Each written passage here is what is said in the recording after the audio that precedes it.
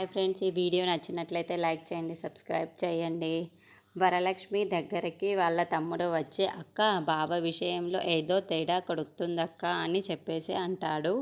ఆ మాటలు వినగానే అక్కడున్న వరలక్ష్మి మాత్రం ఏంట్రా సరిగ్గా చెప్పు అని చెప్పేసి అడుగుతూ ఉంటుంది. ఇంతలో అక్కడున్న వాళ్ళ తమ్ముడు మాత్రం, అక్క బావ బాగానే తింటున్నారు, బాగానే తిరుగుతున్నాడు, బాగానే ఉన్నాడు, కానీ బావ కళ్ళు పోతే ఇవన్నీ ఎందుకు చేస్తాడు అక్క? కాముగా ఇంట్లోనే కూర్చొని చేస్తాడు అక్క, కాముగా ఇంట్లోనే కూర్చొని అన్నీ చెయ్యాలి కదా అని చెప్పేసి అంటూ ఉంటాడు. ఆ మాటలు వినగానే అక్కడున్న వరలక్ష్మి మాత్రం ఒక్కసారిగా షాక్ అయిపోయి ఏదో గమనిద్దామని చెప్పేసి విష్ణు రూమ్లోకి వెళ్తూ ఉంటుంది. అక్కడున్న విష్ణువు మాత్రం మందు కలుపుకొని చక్కగా తాగుతూ ఉంటాడు. అది చూసిన వరలక్ష్మి మాత్రం సరిగ్గా చూసి ఒక్కసారి షాక్ అయిపోయి ఉంటుంది.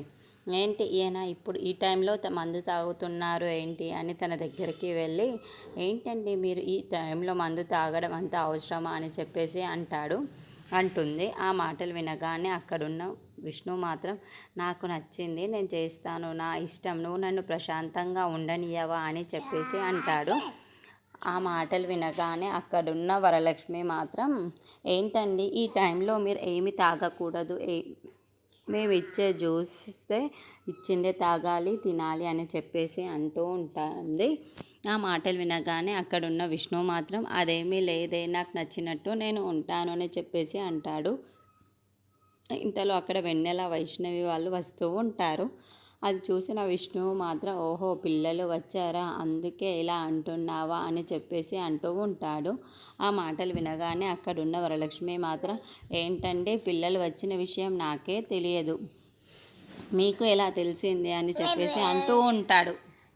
మీకు ఎలా తెలిసింది అని చెప్పేసి అడుగుతూ ఉంటుంది. ఆ మాటలు వినగానే అక్కడున్న విష్ణువు మాత్రం, ఏంటి దొరికిపోయానా అని చెప్పేసి చాలా టెన్షన్ పడుతూ, నానా మేము వచ్చింది మీకెలా తెలిసింది అని చెప్పేసి అడుగుతూ ఉంటాడు. ఆ మాటలు వినగానే అక్కడున్న విష్ణువు మాత్రం ఇప్పుడు ఏం చెప్పాలి అని చెప్పేసి ఆలోచిస్తూ ఉంటాడు.